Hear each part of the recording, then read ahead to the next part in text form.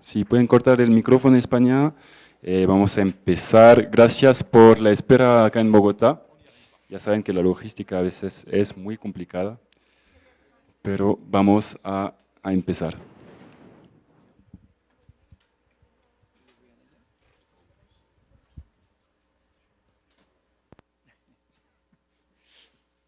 Entonces ya empezamos, ¿cierto? ¿Sí? Sí, se puede empezar por la primera imagen, por favor. Atrás.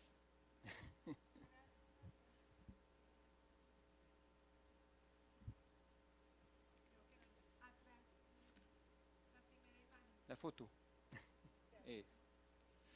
Bueno, entonces buenos días a todos y a todas. Buenos días allá a los colegas, amigos de Madrid.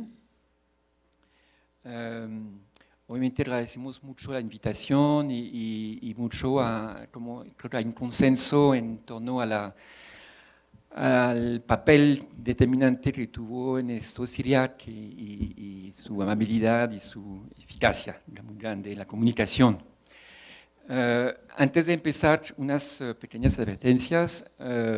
Vamos a presentar, primero, respecto a lo que dijo ya cuando nos presentó como grupo, aquí somos una parte del grupo, ¿no? Hay como 4 o 5 personas más que no están acá, que no han participado directamente en la elaboración de la ponencia.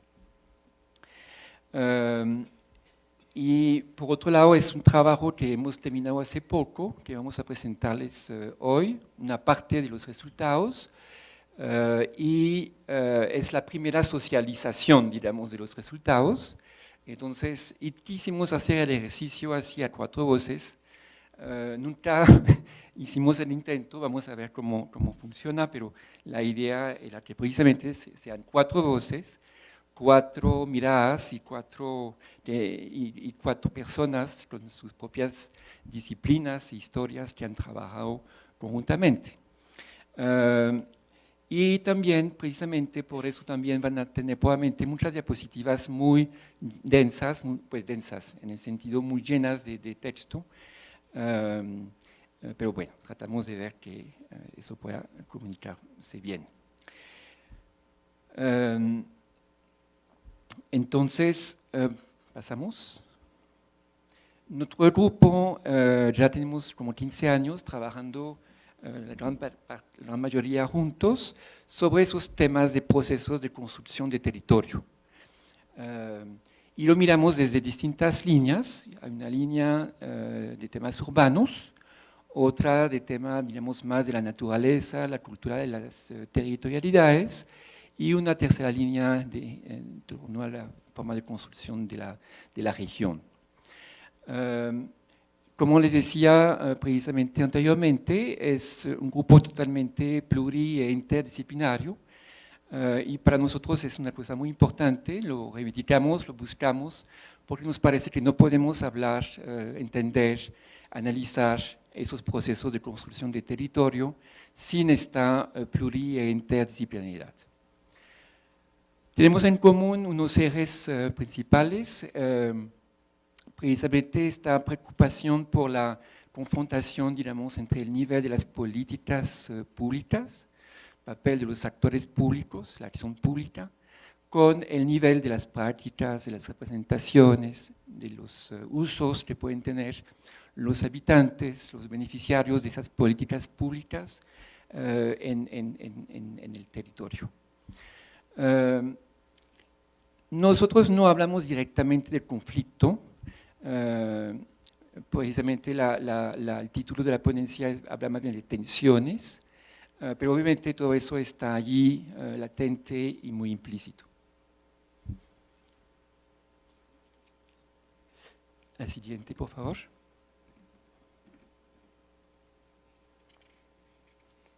Ay, ay, ay. Tuvimos varios proyectos, no solamente en cada línea, sino también proyectos transversales. Y una vez más ilustro esta búsqueda de la pluri e interdisciplinaridad trabajamos varios proyectos en torno al tema del patrimonio cultural y patrimonio natural.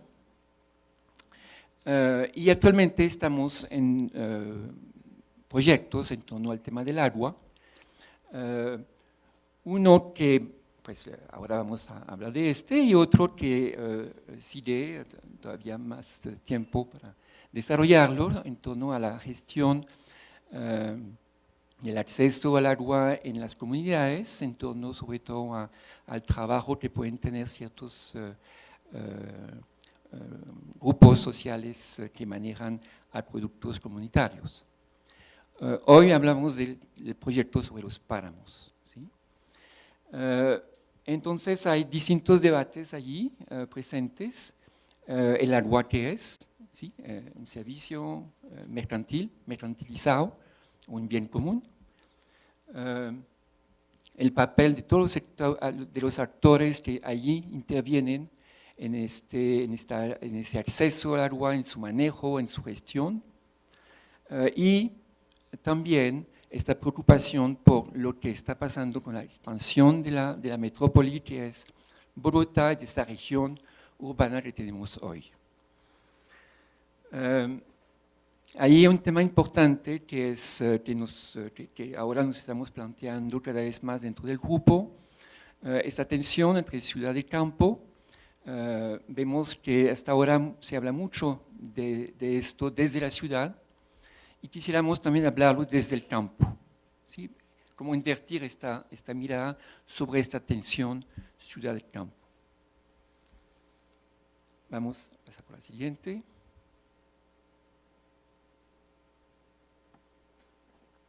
Este proyecto sobre los páramos proviene primero de una preocupación que tiene el Instituto von Humboldt, que es un instituto que trabaja como parapúblico, que trabaja con el Ministerio de Medio Ambiente,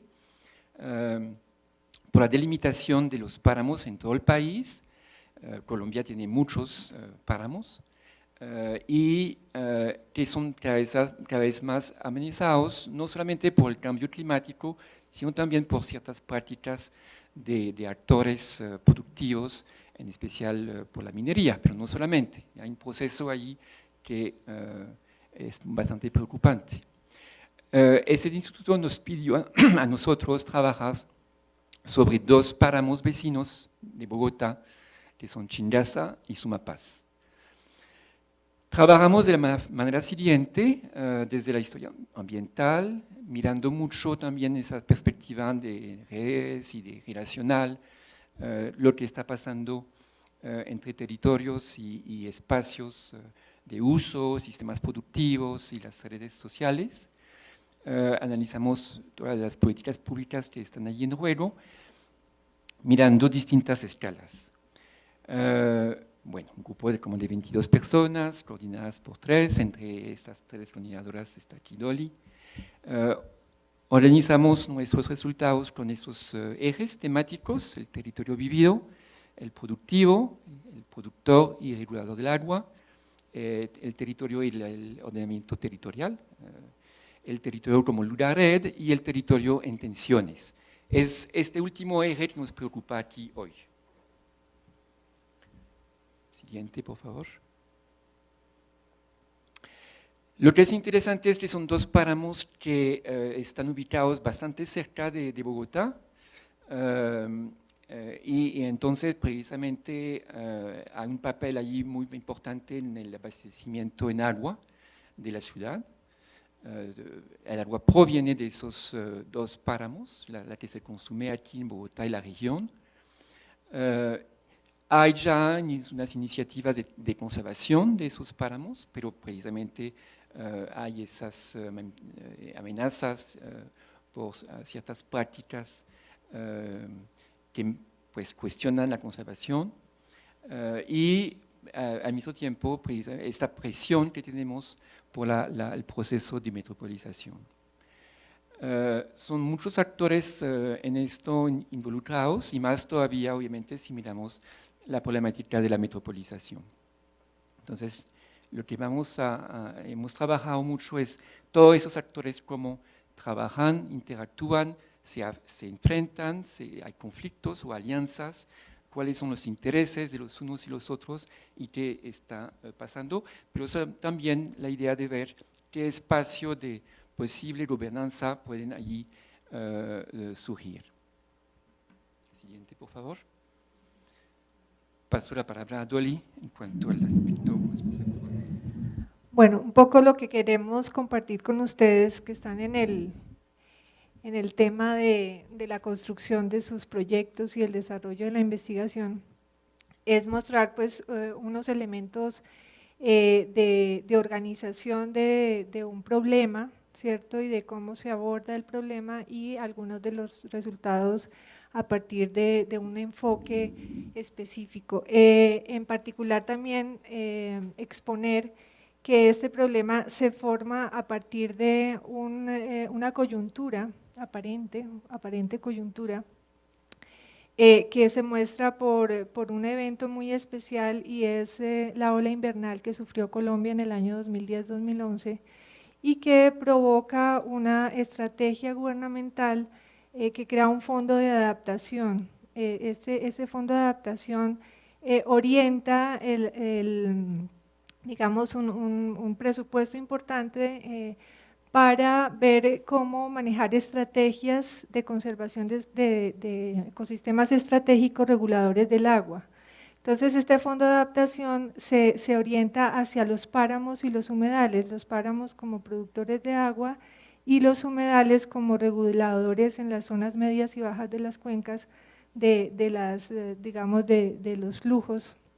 Más adelante Philippe va a explicar eso, pero quería explicar eso en la medida en que hay una iniciativa gubernamental del Ministerio del Medio Ambiente desde el Fondo de Adaptación y con el Instituto Humboldt para empezar a mirar cómo delimitar los páramos desde una ley de conservación de páramos, ¿no? Y delimitar implica ya un acto político importante en el sentido de marcar fronteras y fragmentar territorios para un uso o un objetivo, digamos, que tiene que ver con la conservación. Y allí entonces el enfoque que nosotros adoptamos cuando se nos encarga de este estudio con otros 22 páramos más que van a estudiar otros centros de investigación en Colombia, es cómo observamos este páramo y cuáles son como los elementos importantes desde el punto de vista socioeconómico y cultural, que es nuestra especialidad, digamos, en la observación. No es una observación biofísica en ese sentido, sino una mirada de cómo esta delimitación va a afectar y qué actores están implicados en esta iniciativa de delimitación. Entonces, partimos de un paradigma que va muy con nuestro, digamos, con nuestro camino de investigación, y es un paradigma que integra los sistemas sociales y los sistemas ecológicos en una mirada integral. Y partimos entonces del paradigma de los estudios socioecológicos o de los estudios que buscan integrar el sistema social y el sistema ecológico como uno solo. Y en este sentido centrar la mirada en tres aspectos: ver el territorio o leer el territorio desde el punto de vista de las relaciones y no de la sustancia de los objetos, digamos, que hay en el territorio, sino de cómo se configura ecológicamente ese territorio. Segundo, de una mirada multiescalar en el sentido temporal y espacial, es decir, verlo desde la historia ambiental, pero también desde la multiplicidad de escalas a nivel espacial, creando contextos en este sentido. Y por último, mirar la dialéctica y la dinámica, es decir, las contradicciones y los cambios y los procesos que hay en este territorio. Siguiente, por favor. Y para complementar esta mirada, digamos, conceptual, nos enfocamos como en dos puntos muy importantes. Uno, la ecología política, que nos parece que partiendo ya, digamos, teniendo la observación marcada por una iniciativa que es la delimitación ya eso implica digamos, una construcción de tensiones alrededor del uso y de la apropiación del territorio frente a actores que de alguna manera tienen otros intereses y también otras formas y maneras de relacionarse con este espacio territorial, desde el punto de vista territorial. Entonces, la ecología política nos permite esa mirada de mirar esas tensiones. Thierry ha planteado precisamente el tema de tensiones como un centro en la observación, en la medida en que no toda interacción en el territorio es conflictiva en el sentido de enfrentamiento directo y de expresión explícita digamos, de la diferencia y de una diferencia que lleva ya a una confrontación, sino que hay unas convivencias bastante complejas que construyen tensiones y que vamos a ver más adelante. Entonces, digamos que el estudio marca ese principio y de ver cómo esa iniciativa construye en sí mismo ya procesos de tensión y de conflicto. Y por otro lado, el tema de mirar cómo estos territorios son paisajes, digamos hoy, son paisajes resultado de una historia ambiental de larga duración. Y ver cómo esa larga duración es una relación cultura-naturaleza que se marca, digamos, desde la historia ambiental como una herramienta muy interesante para poder reconocer esas huellas del paisaje digamos, desde ese rastreo de larga duración. Es decir, no solamente es los actores políticamente activos en conflicto hoy, sino los actores y los significados que se inscriben, digamos, también en los argumentos de esos actores a partir de sus vivencias que están construidas también en un proceso de larga duración en el territorio. Entonces, digamos que esos dos enfoques fueron muy importantes para entrar en la lectura que a continuación vamos a presentarles a ustedes, muy puntual porque pues obviamente como ustedes vieron son 5 capítulos de lecturas de territoriales y hoy vamos a presentar solo una que es la de las tensiones. Siguiente. Una cosita antes de presentar el asunto y es un interés muy importante en ver lo urbano. Ustedes que están viendo conflictos urbanos dirán, bueno, ¿y qué tienen que ver los páramos? Es precisamente el tema de cómo la ciudad y lo urbano está imbrincado en el territorio. ¿Sí? Es una huella también humana, cultural en el territorio. Y por eso la ciudad no se puede leer ausente de territorio, no se puede leer por fuera de la ecología, por fuera del entorno, de la cual, digamos, que hace parte de cómo se construye la ciudad también y de cómo esa ciudad construye ese entorno también al estar presente ahí, implicando, digamos, temas de huella y de paisaje en ese territorio. Entonces, siguiente. Bueno, pasamos, sí, pasamos. Ya, siguiente, por favor. Bueno, entonces ya es muy poco tiempo, pero la estructura de esta presentación es esta. Vamos a pasar muy rápido sobre el proceso de metropolización de Bogotá. Luego tendremos una presentación de esos páramos, igual la ubicación y una cosa breve de su caracterización. Los páramos y el agua, los páramos luego como lugares vividos, como donde hay producción también allí. Los actores con sus lógicas y esas tensiones, trataremos de abrir unos escenarios de gobernanza al final. Siguiente, por favor. Bueno, la metropolización de Bogotá se da desde los años, como en muchas metrópolis de América Latina, desde los años 80, se urbaniza desde varias décadas, obviamente, pero digamos que llega a una situación metropolitana desde los 80, es decir, expansión y densificación al tiempo, y eso no ha dejado de seguir, si bien el crecimiento poblacional, digamos, está como disminuyendo dentro de Bogotá, en cambio va aumentando mucho en las afueras del distrito de Bogotá mismo. Lo que ha organizado esta ciudad, su segregación socioespacial muy fuerte, pues se extiende también en lo que está pasando en las afueras. Hay zonas mucho más afectadas, es decir, la sabana de Bogotá es mucho más afectada por ese proceso de expansión.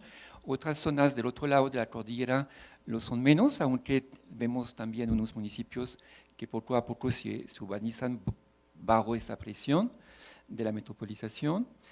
Obviamente eso significa necesidades cada vez más grandes, necesidades en agua, necesidades en todos los servicios públicos, en alimentación y también la construcción misma requiere materiales y esos materiales significa también minería, una parte de la actividad minera que se puede observar precisamente en los páramos o cerca de los páramos tiene que ver con esto.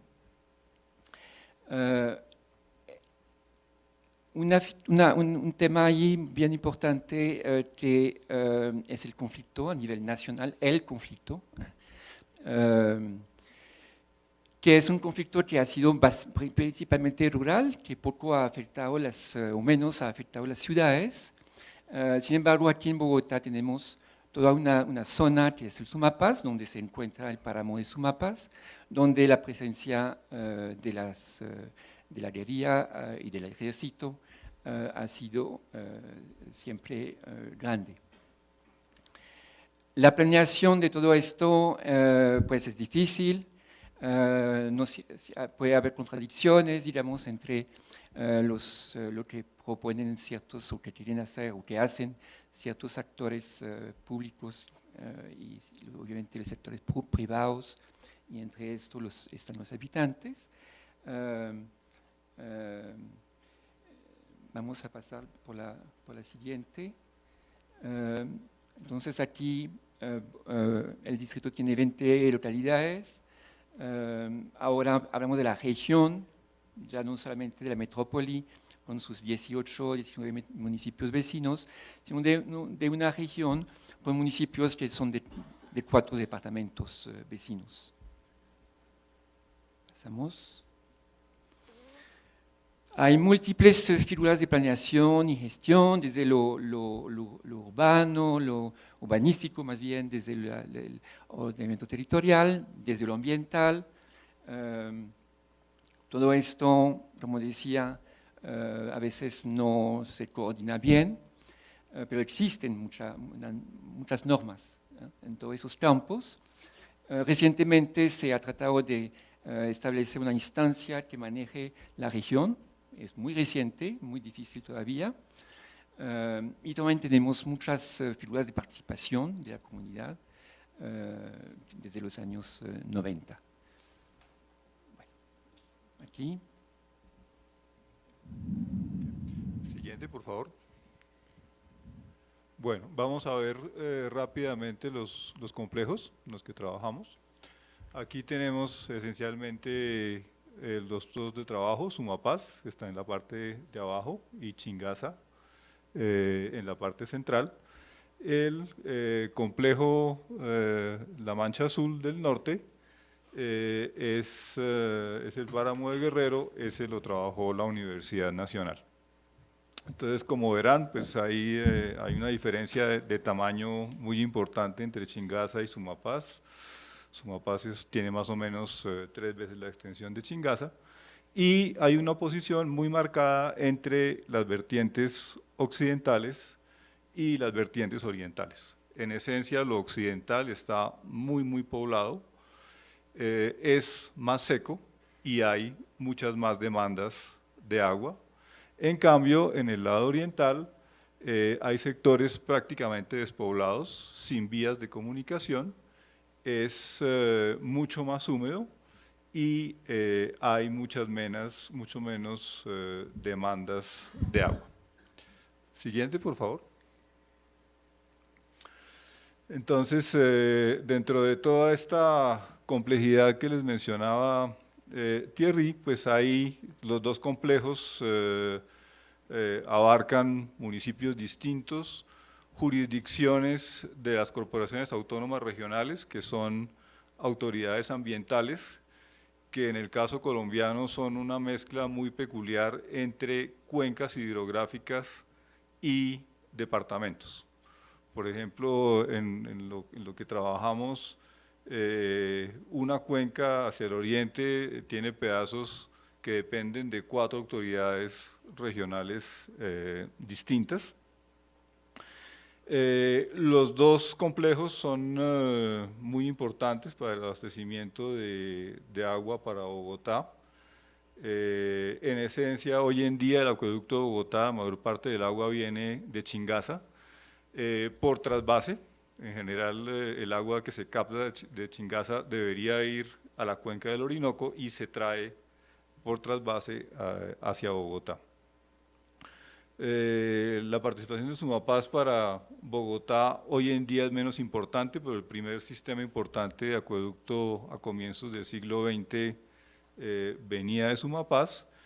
Y en los dos casos, además del uso de acueducto, también hay unos usos muy importantes de generación eléctrica, mucho más antiguos en el caso del páramo de Sumapaz y más recientes en el caso de Chingaza. En ambos páramos existen figuras de protección, parques naturales esencialmente, que cubren una extensión relativamente importante de los complejos, pero en los dos casos eso no llega a la mitad. Siguiente, por favor. Entonces, en principio, pues ha habido un proceso más o menos paralelo de relacionamiento de la ciudad con los páramos. En el caso de Chingaza, pues el proyecto de abastecimiento se empezó a pensar en la década de los 50 y las obras se hicieron a mediados de los 70 y el parque es del 78. Digamos, en gestión ambiental en Colombia hay un hito importante que fue la declaratoria del Código de Recursos Naturales en el 74 y muchas iniciativas de protección pues tienen conexión con ese código que fue de los primeros que hubo en América Latina. Siguiente. En Sumapaz, pues también hay figura de parque, más o menos por la misma época, pero a diferencia de Chingaza, el distrito capital de Bogotá se extiende al sur hacia Sumapaz, prácticamente entre el extremo sur del distrito y, digamos, el borde sur del casco urbano puede haber 100 kilómetros. Y digamos que ahí el distrito pues tiene una influencia directa, sobre el complejo, y desde el 74 pues Sumapaz es una localidad de Bogotá. Desde hace mucho tiempo, el principal proyecto de expansión del acueducto de Bogotá está situado en Sumapaz. Eso se vino frenando en esencia porque la demanda de agua cambió su dinámica, los crecimientos en la demanda se redujeron y este proyecto que en principio se pensaba para el 2020, que está en Sumapaz, hoy en día no se sabe muy bien cuándo se hará, tal vez será horizonte 2035, 2040, pero Sumapaz sigue siendo un aspecto fundamental para el abastecimiento de agua en el futuro. Siguiente, por favor. Entonces, obviamente, pues hay unas estrategias de conservación de esos espacios, de tratar de garantizar un abastecimiento de agua regular y de buena calidad, y además de tratar de pensarse en cada páramo de manera individual, pues hay estrategias de conservar corredores de páramo. Siguiente, por favor. ¿Sí? Entonces, estos son los 3 sistemas de abastecimiento de agua de Bogotá. El más antiguo es el que está en amarillo pálido, que capta agua que viene directamente del páramo de Sumapaz. Después se desarrolló el sistema Tivitoc, que es el que está a la izquierda, que capta agua solo parcialmente de Chingaza y muy poco de Sumapaz, después de un recorrido indirecto. Y luego el sistema más reciente pues es Chingaza y ahí sí todo el agua pues viene del páramo y hoy en día pues es el más importante de los tres. Siguiente. Entonces, además de estos usos, pues tenemos obviamente usos agrícolas, usos pecuarios. En esencia, pues están no solo el acueducto de Bogotá, sino acueductos de otros municipios, acueductos comunitarios. En general es muy difícil hacerse una idea de cuáles son los consumos reales. La información es muy dispersa y muy difícil de manejar. Y también, de todas maneras, hay intereses muy grandes sobre suministro de agua, sobre todo a urbanizaciones campestres, usos para minería y usos para venta de agua embotellada. Pasemos.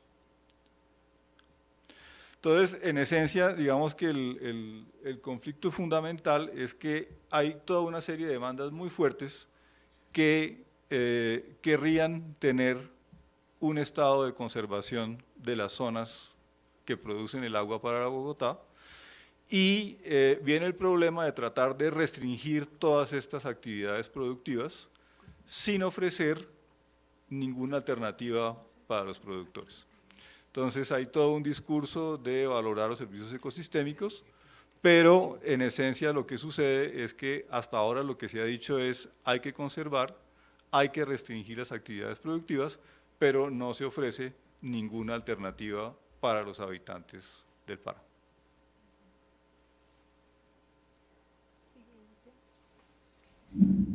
Los páramos además están pues habitados por campesinos.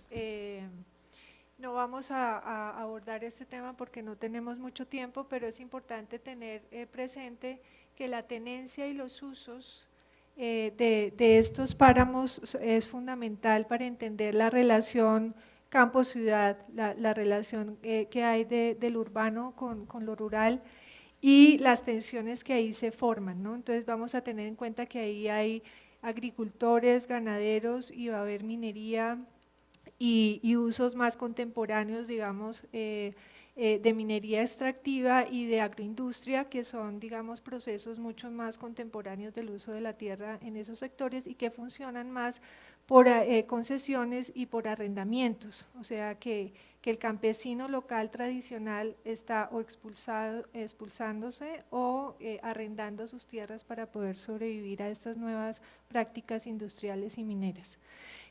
Vamos a ir al 5, al número 5 arriba para poder avanzar en nuestra ponencia. Hay un tema muy importante y es que cuando entramos a ver entonces los actores del páramo, tenemos actores rurales y urbanos que están interactuando y que podemos ver, digamos, catalogar de una manera muy rápida de esta forma. Hay actores institucionales, hay pobladores y familias y sus organizaciones, hay organizaciones no gubernamentales, hay institutos académicos desde la educación primaria hasta los investigadores que están presentes en el territorio, hay procesos sociales, defensores del territorio, pero también están las empresas, o sea, todos los actores que actúan desde lo productivo de manera formal e informal y por supuesto los actores armados. Entonces tenemos un panorama muy complejo para tomar decisiones frente a este territorio y por eso pues queremos llegar hacia allá, hacia la gobernanza. Siguiente, por favor. Entonces, otros para Sumapaz muy importantes, debido a que esta área además fue poblada por muchos campesinos expulsados de la violencia en Colombia o de la guerra civil que hubo a mediados del siglo XX, Estos campesinos además formaron organizaciones de defensa territorial muy importantes que van a estar asociados al conflicto armado de una manera fuerte y que además son defensores de los territorios rurales desde la identidad campesina, y ahí esto va a tomar, digamos, una fuerza muy grande en términos de la relación con el Estado y con el distrito en particular, que va a tener incidencia en las instituciones del distrito, en la alcaldía local o en la localidad de Sumapaz como localidad rural del distrito. Siguiente, por favor. Entonces, como vemos, estos actores, además pues, de tener una tipología, vemos que además cada uno actúa bajo lógicas diferentes, y de ahí entonces surgen las tensiones y los conflictos. Está la lógica urbana regulada, es decir, todas estas estructuras institucionales y figuras de ordenamiento que piensan el territorio, que regulan el territorio desde la norma y que le crean un campo de ordenación.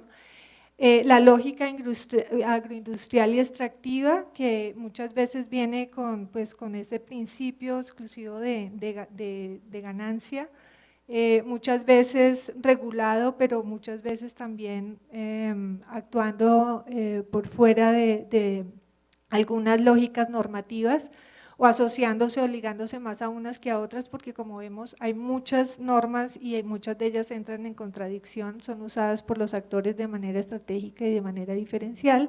Una lógica campesina ancestral, tradicional, que defiende la identidad local y que tiene un gran arraigo histórico, y por el otro lado una lógica de resistencia de estos grupos organizados que no quieren, digamos, esta expansión de la ciudad, y no solamente en términos concretos de la ciudad, sino también de la intervención que hace la ciudad en el territorio a partir de, por ejemplo, la infraestructura para electricidad y agua, y etcétera. Entonces, a partir de estudiar estos actores y sus lógicas, hicimos una mapificación, siguiente por favor, con unos mapas de conflictos, en donde encontramos principalmente, vamos a ver en verde, por ejemplo, temas de uso de recursos naturales en conflicto, o vamos a ver el tema de la minería, los cuadraditos que tienen recuadro por dentro, por ejemplo, ahí vemos concesiones mineras. Vemos compensaciones económicas cuando vemos triángulos, estos triángulos como en violeta, como en fucsia, nos muestran temas sobre compensaciones, y en esas compensaciones también se generan conflictos, digamos, pagos por servicios ambientales, donde campesinos, digamos, generan tensiones a partir de esos pagos, porque pues ellos no consideran que son justos o no consideran que son completos frente a la labor de conservación que hacen. Infraestructura, conflictos por especies como el oso de anteojos en Chingaza es muy especial. El tema de la conservación del oso de anteojos y la ganadería, son elementos que están los ganaderos en las altas montañas, y el oso de anteojos, pues la conservación del oso de anteojos manifiesta, por ejemplo, unos conflictos ambientales muy puntuales en Chingaza. Entonces vemos presión de urbanización más en el, creo que ese está en violeta también. Hay temas de urbanización, digamos, de viviendas de alto costo en la zona de La Calera y Huasca, y eso va a generar también unas tensiones entre los campesinos locales y los nuevos barrios que se van consolidando en Chingaza. Minería y otros aspectos que también ya señalamos. Y la siguiente nos muestra los conflictos de Sumapaz. Siguiente, por favor. En donde pues vemos allá arriba, está en gris, está la punta de la ciudad que llega al páramo, en donde vemos todos los conflictos de minería, pero vemos también otros que tienen que ver con las industrias, con el relleno sanitario, con las petroleras aquí abajo. Y entonces en cada zona hemos ubicado, digamos, los conflictos, los actores y las tensiones que entre ellos se establecen. Siguiente, por favor. Siguiente. Muy bien, ya vamos para la parte final. Entonces, aquí vamos a introducir el concepto de gobernanza para hacer como una reflexión de cierre frente a todo lo que han presentado mis colegas. Entonces, el concepto de gobernanza es muy importante porque, a diferencia del concepto clásico de gobernabilidad, que hace alusión a si un territorio es gobernable sin cuestionar necesariamente qué tipo de gobierno se utiliza, la gobernanza explícitamente nos va a llevar a reflexiones acerca de una construcción compartida, de participación de actores sociales, de toma de decisiones basadas en el consenso, control social, etc. Entonces, en este sentido, voy a resaltar algunas de las dificultades y de las oportunidades en los páramos. Muchas se han nombrado, entonces no me voy a expandir demasiado. En ambos complejos de páramo está un problema institucional, una dificultad grande, que es falta de coordinación o confusión entre las figuras de ordenamiento territorial y las autoridades presentes, las formas de manejo, se traslapan distintos mecanismos de planeación. Y pues eso es un problema que comienza de arriba abajo. Ya al mirar las particularidades de cada uno de estos complejos, pues en Sumapaz observamos la dificultad y el reto que impone el tema de la presencia del conflicto político y armado en el territorio, sumado a la expansión urbana, industrial, minera, por su cercanía pues, total a la expansión urbana, ¿cierto? A la zona de expansión urbana. Por otra parte, en Chingaza, en el páramo de Chingaza, encontramos extensiones de otro tipo, por ejemplo, entre la ganadería y la conservación, ¿cierto? Y el uso del territorio para conservación y para la producción de agua. Y siguiendo en ese mismo camino, los problemas como de compensación o de descontento por parte de los habitantes y de los municipios que sienten que no reciben suficiente por ese servicio que prestan a la ciudad, ¿no? Del suministro de agua. También tenemos presencia de propietarios no habitantes, entonces poco arraigo territorial, en donde más bien hay un uso económico o una explotación del territorio y no una presencia. Sin embargo, más allá de estas dificultades, también hay escenarios de oportunidades que pueden llevarse hacia esa construcción de una gobernanza. Entonces, en el caso de Sumapaz, ese conflicto social y político está fundamentado en la presencia de procesos sociales que tienen gran arraigo territorial. También que movilizan propuestas de conservación. Eso es muy importante, digamos, es una base para construir con la comunidad. Y por parte, en cuanto a Chingaza, tenemos un punto importante y es que el agua es un vínculo muy fuerte entre los distintos actores, tanto habitantes como ONGs y otros tipos de organizaciones presentes. Entonces, el agua puede ser ahí un eje fundamental para integrar. También hay unos grupos de habitantes, lo que contaba Dolly con respecto a los campesinos, que tienen un gran arraigo territorial. Entonces, ambos escenarios tienen dificultades y oportunidades importantes. Siguiente, por favor. Esto nos llevó a pensar en unas recomendaciones y retos muy generales. Para comenzar, en el caso de Chingaza, entonces vemos que hay un conflicto y unas tensiones que se enfocan más en lo ambiental y ecológico. Hablamos de que se perciben problemas como la deforestación, la ganadería, la contaminación y amenazas a los cuerpos de agua. Y hay un consenso general, ¿cierto?, entre las ONGs, actores gubernamentales, actores sociales, lo cual nos pondría a la tarea de profundizar mecanismos de democratización de los procesos de toma de decisiones. Creo que ahí está el punto álgido para poder como ampliar la gestión ambiental en un sentido democrático. Por otra parte, en Sumapaz, entonces tenemos muy fuerte el tema del conflicto y la tensión sociopolítica. Este territorio tiene una historia muy particular en donde hay una ausencia grande de las autoridades que ahora está cambiando y entonces llegan estas autoridades ausentes durante mucho tiempo y entonces enfrentan un problema de ilegitimidad. y de cuestionamiento por parte de la base social. Y entonces se necesitaría ir casi desde un paso más atrás. Hay que generar niveles de confianza y de credibilidad con respecto a las autoridades y a las instituciones públicas. En ambos casos, en especial en Sumapaz, se necesita el tema de la articulación de los distintos niveles de gobierno, ¿cierto? Autoridades de nivel local, municipal, regional y nacional. Es un gran reto. Vamos a la siguiente.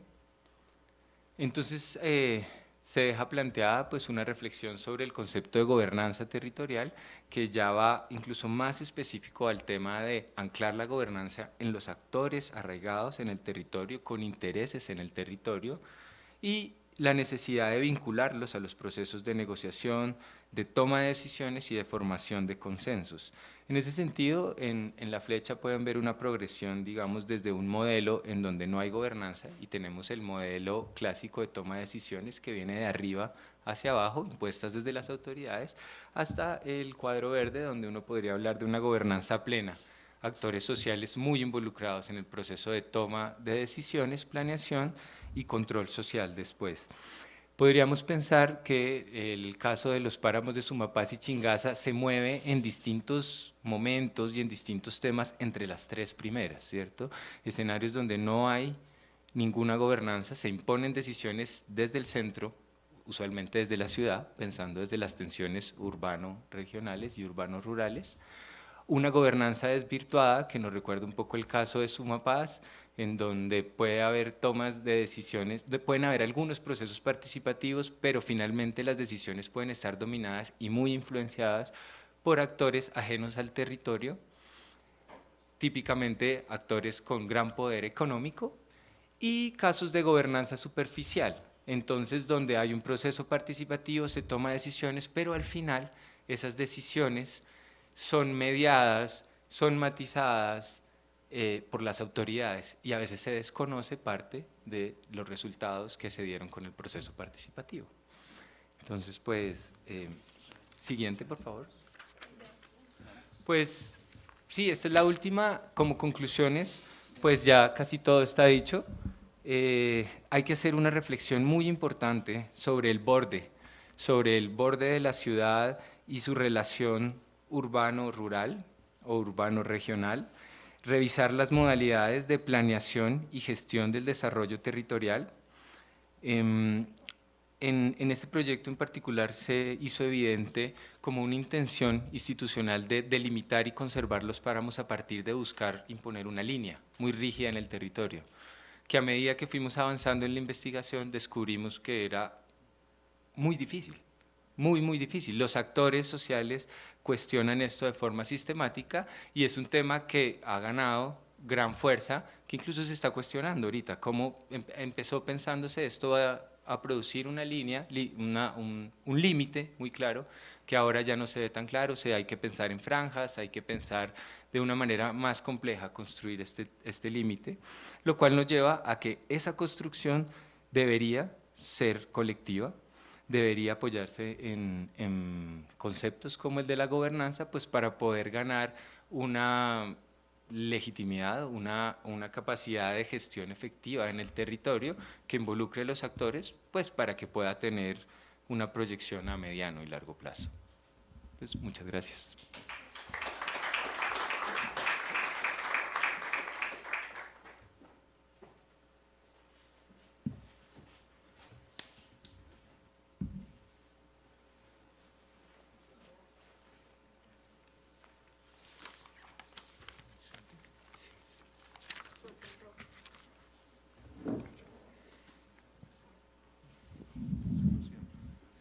¿Aló?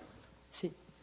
Hola, por cuestión del retraso que tomamos desde el principio, vamos a restringir un poco el debate. Vamos a aceptar una o dos preguntas de Madrid y una o dos preguntas aquí. Entonces le cedemos la palabra a Madrid a ver si quiere empezar por una pregunta.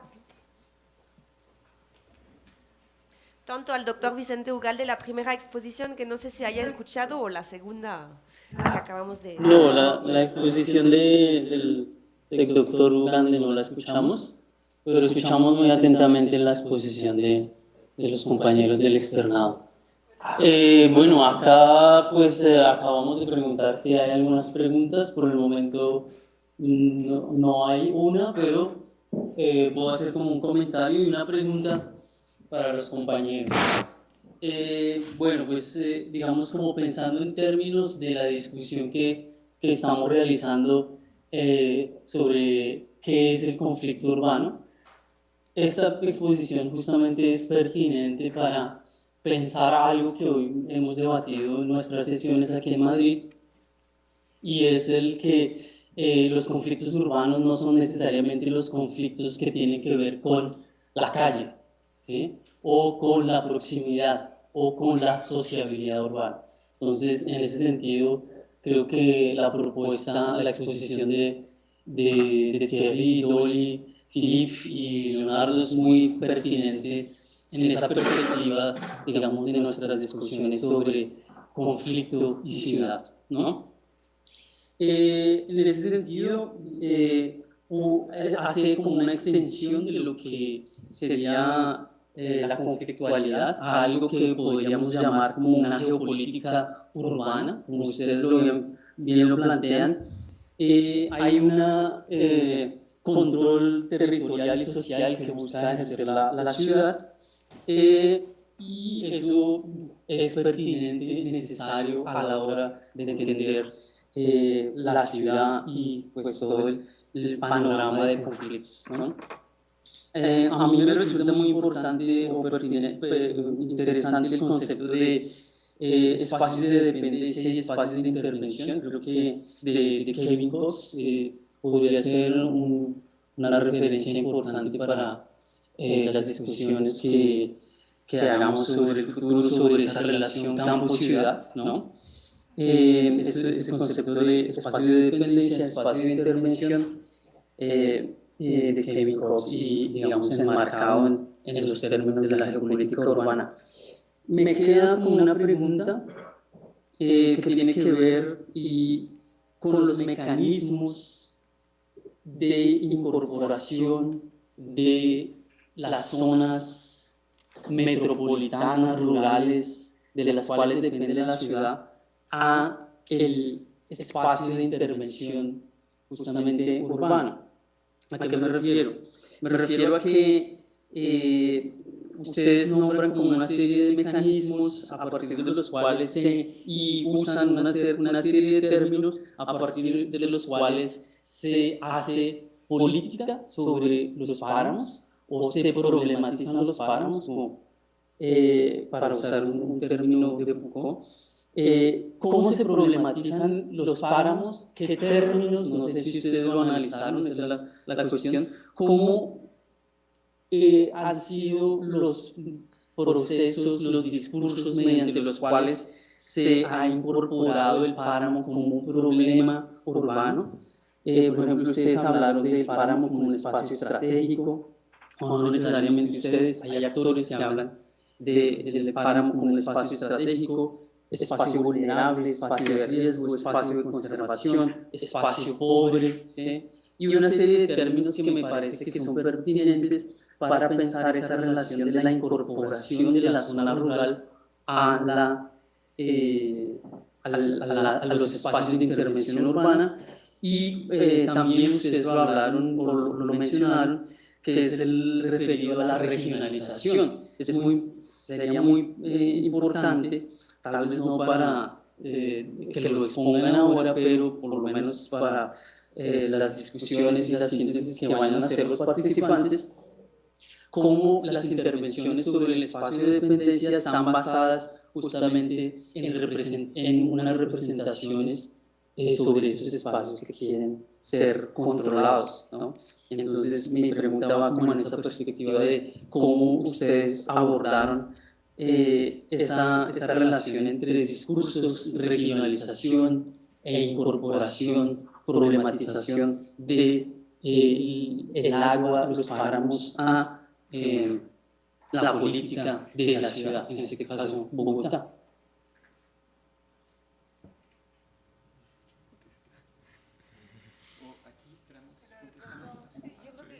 De una vez, ¿no? Sí, de una vez. Una... Sí, la respuesta de una vez. Okay. Sí.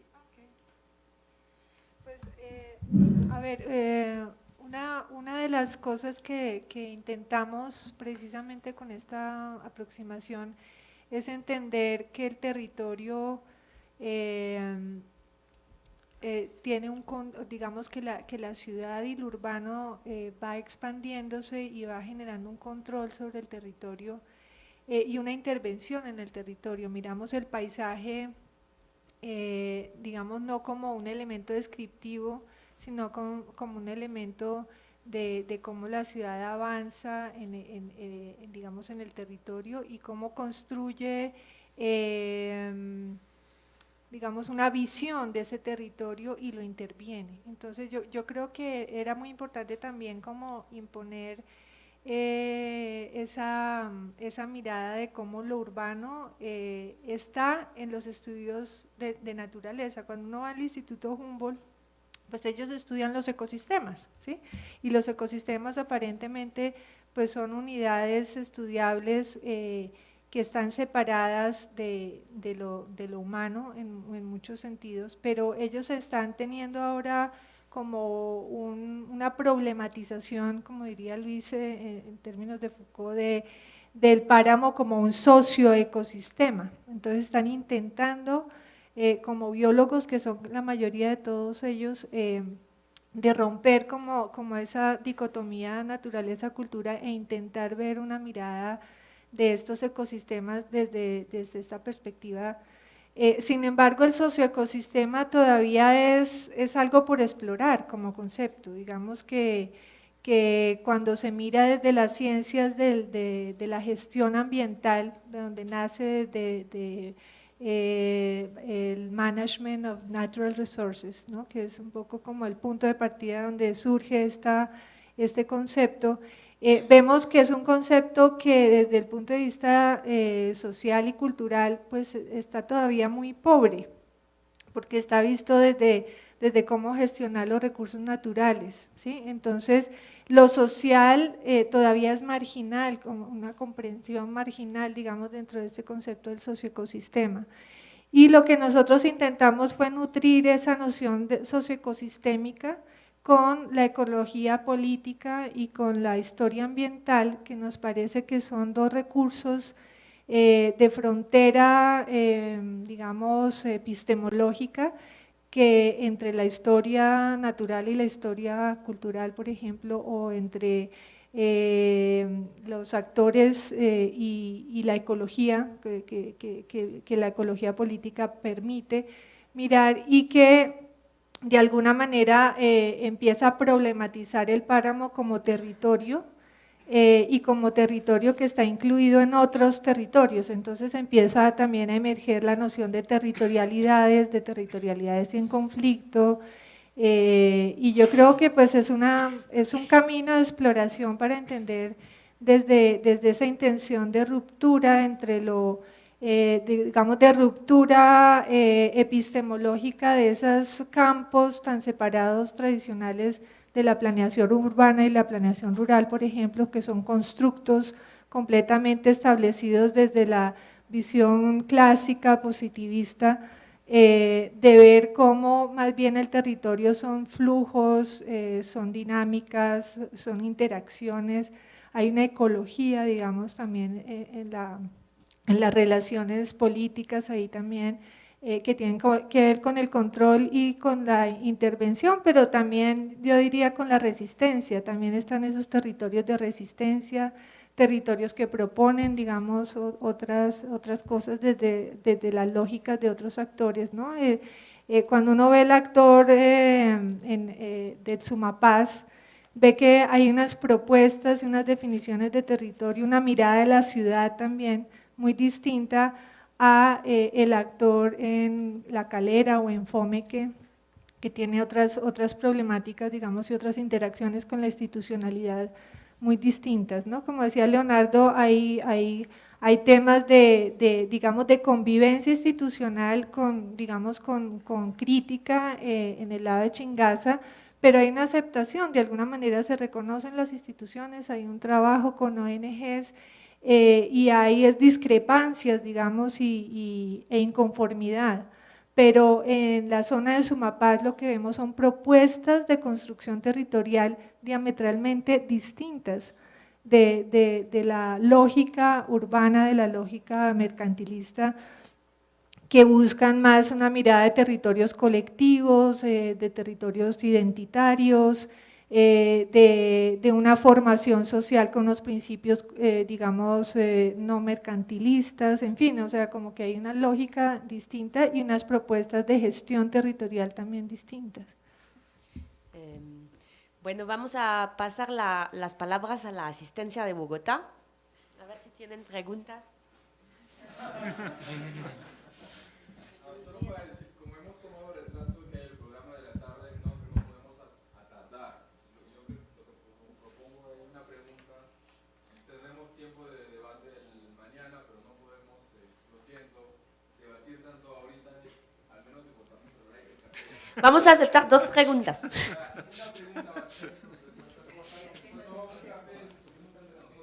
¿Quién levanta la mano?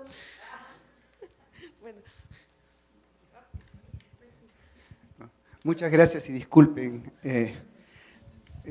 A ver, comentario breve y pregunta a Vicente.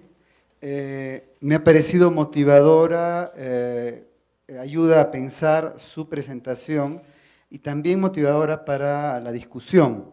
No estoy de acuerdo con el título puesto a su presentación, porque habla de derecho a la ciudad y derecho en la ciudad, y en la exposición no se habla de derecho en la ciudad, porque para hablar de derecho en la ciudad es hablar de reclamos, por ejemplo, por la unión civil, contra el aborto, por la familia, para expresar derechos campesinos. Esos son derechos que se reclaman en la ciudad, que generan movilizaciones en la ciudad, ¿no?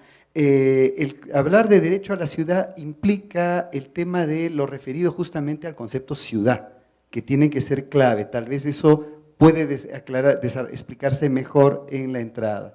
Pero en cambio lo que veo es una reflexión entre el tema de lo que es derecho a la ciudad y lo que son derechos de escala meramente residenciales, ¿no? Y entonces volvemos a la discusión entre lo que es, eso propondría para el debate, entre el habitante residente y el habitante usuario de la ciudad. Creo que por ahí está el tema clave para trabajar, porque tendemos a pensar la ciudad muchas veces desde el punto de vista de mi vecindario, ¿no? La misma corriente que dijo Patricia, Not in my backyard, es muy en torno a mi vecindario. Hasta el lenguaje mismo lo construimos en términos de vecindario. Cuando yo pregunto ¿dónde vive usted?, inmediatamente mi interlocutor piensa en su residencia, como si no viviese en los otros lados de la ciudad, ¿no? Y creo que sí vivimos, ¿no? Y generalmente la mayor parte de nuestro tiempo lo estamos viviendo fuera de la residencia cuando vivimos en una ciudad. Ese tema de derechos creo que es clave. Mi pregunta era, por curiosidad, ¿ya? Me llamó la atención este cuadro que presentó sobre la Gaceta Oficial del Distrito Federal, que hacía una división entre habitante y ciudadano. He quedado perplejo, ¿ya? Y me gustaría saber, esos juristas, de dónde crearon esa división, ¿no? ¿Cómo formaron esa división? ¿Con qué dialogaron para hacer esa diferenciación entre habitante y ciudadano? Que me ha dejado turulato. Vamos a tomar la otra pregunta y ahorita le paso el micro. La discusión sigue después en el café con todos los de aquí. Bueno, son en realidad 2 comentarios. El primero para el grupo del externado.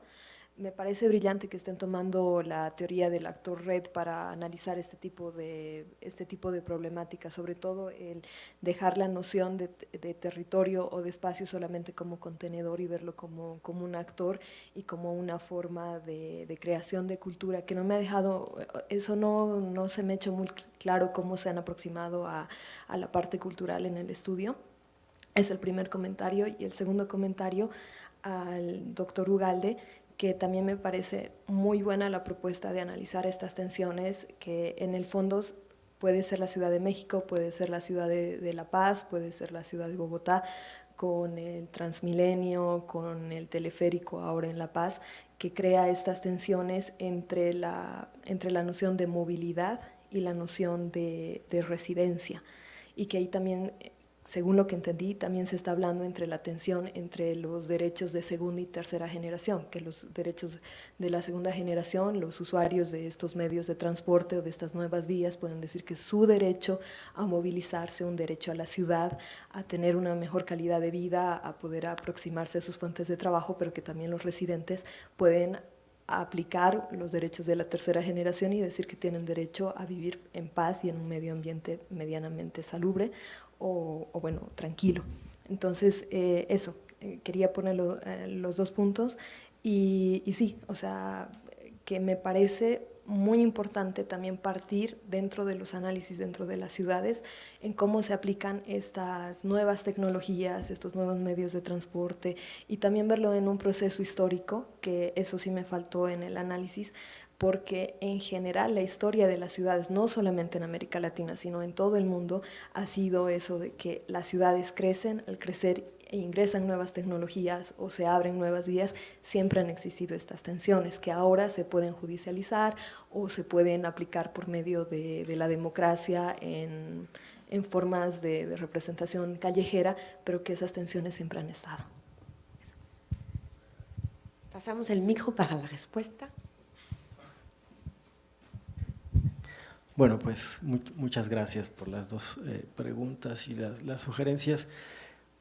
Yo solo reacciono muy rápidamente porque desde luego es una materia de discusión esto que tiene que ver con el título. Yo en realidad, y me parece muy interesante la distinción de los derechos en la ciudad, no, el propósito, así como siempre busca uno en el título hacer un poco una metáfora y que a la vez sea sugerente del contenido, aquí la metáfora que acabo me hace descubrir otra lectura, pero en realidad está orientada por el ánimo de que, bueno, es el título de un texto, no de esta presentación. En verdad, en esta presentación no corresponde mucho lo que hablé con lo que sugiere el título, pero en el texto lo que quiero poner en evidencia es que el derecho a la ciudad, y como empieza este título, es un poco una noción, desde mi punto de vista, vacía, y que solo es susceptible de ser llenada a través de derechos en la ciudad. Entonces, aquí se hacen referencia en esos casos, efectivamente, a reivindicaciones que tienen que ver con la residencia. Yo estoy totalmente de acuerdo, pero desde el punto de vista del jurista, en realidad, pues prácticamente una gran parte de los derechos son susceptibles de ser reclamados, formulados en ciudad. Y lo que yo trato un poco de poner en evidencia es que el contenido de un eventual derecho a la ciudad estaría dado por todos esos derechos, sean de residencia o no solo de residencia. Yo con la gorra de jurista, en realidad las distinciones entre si tienen que ver con la habitabilidad o solo con la proximidad de la residencia, en principio me parecen interesantes, pero no me son muy útiles para tratar de poner en cuestión que la noción de derecho a la ciudad se puede ir llenando, puesto que en principio para mí es muy vacía, se puede ir llenando con muchos de residencia primero, otros que no son solo de residencia, pero la idea es esa, la idea de evocar de esa manera el título es más bien en esa contracorriente de decir derecho a la ciudad, porque cuando hago la revisión de la literatura entiendo más bien, está muy cargada de una connotación de denuncia un poco militante, lo entiendo y me gusta mucho, pero desde el punto de vista más de qué se encuentra en términos estrictamente de juridicidad detrás de eso, pues me parece como vacía, y entonces, pero creo que es susceptible de ser llenada a través de todos esos otros derechos en la ciudad. Entonces es un poco más encaminado a esa la pregunta, bueno, en realidad no sabría, esto es de la época de los 90s, y como todas las leyes estas distinciones de habitante, la ley en realidad distingue ciudadano, habitante, vecino, y residente. Y la idea de, o sea, uno entiende cuando ve la ley, entiende un poco que son producto de una discusión coyuntural de ese momento que hizo introducir una noción que después, desde lo que parece absurda, para un jurista es todavía más absurda, y luego los mecanismos y la forma en cómo se segrega, que unos sí pueden y otros no, es todavía más. Yo creo que la única pregunta relevante ahí es saber si se puede ser ciudadano de la ciudad sin ser perteneciente a la comunidad nacional, que está asociada a la idea formal, legal de ciudadanía, de ciudadano. Es decir, si uno puede aspirar a ejercer solo para el ámbito urbano todos los derechos que están implícitos en la noción de un ciudadano, pero sin que pertenezca uno a la comunidad nacional. Para mí esa es la pregunta más relevante y en este caso pues no hay en las leyes y en las prácticas no hay una respuesta satisfactoria de lo que se puede observar en la Ciudad de México. Y por lo otro, yo también no puedo más que estar de acuerdo. Yo en realidad por eso siempre he evitado comenzar un artículo o alguna presentación diciendo asistimos a una multiplicación de los conflictos urbanos. Yo soy un aficionado a leer la historia de la Ciudad de México, lo hago constantemente, y los conflictos y estas movilizaciones atraviesan al menos todo el siglo XX. Yo no sé si la intensidad es mayor o menor, yo creo que son muy parecidos. Las reivindicaciones desde entonces movilizan mucho el derecho, o sea, la construcción, la causa desde los años 20 y 30 recurren mucho al derecho, a las nociones de derecho, y quizá en lo que puede haber un cambio es en la judicialización. No quiere decir que no existía, pero yo sí creo que ahora adopta otras modalidades, pero de ahí en fuera los conflictos urbanos no veo novedad. No veo novedad y le agradezco mucho la observación porque así también me permite hacer la aclaración, bueno, en los dos casos. Muchas gracias.